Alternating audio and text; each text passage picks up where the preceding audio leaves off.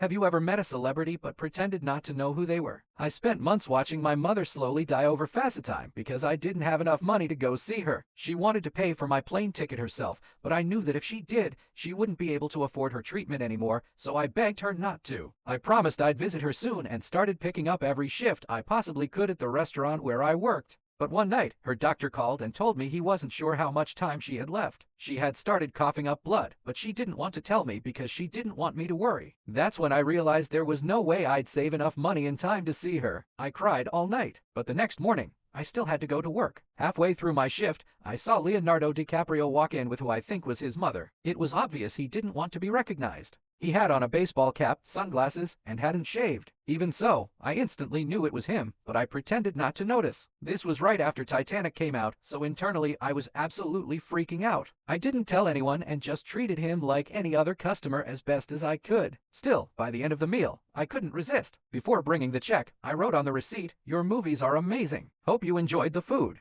When he got up to leave, I noticed him looking around the restaurant until he spotted me. Then he smiled. At the time, I thought it was the coolest thing ever. When I went to clear the table, I saw he had written, "Thanks for not exposing my disguise," and underneath it was a $500 tip. Back then, that was an insane amount of money. I honestly thought it had to be a mistake. I almost ran outside to give it back, but he was already gone. I could barely breathe and tried to act normal for the rest of my shift. The second I got off work, I booked the next flight to see my mom. I called her to tell her I was coming, then literally ran through the hospital to get to her room. I made it just in time to spend her final 20 minutes with her. Because of him, I got to hold my mother one last time before she died. Full story on my profile.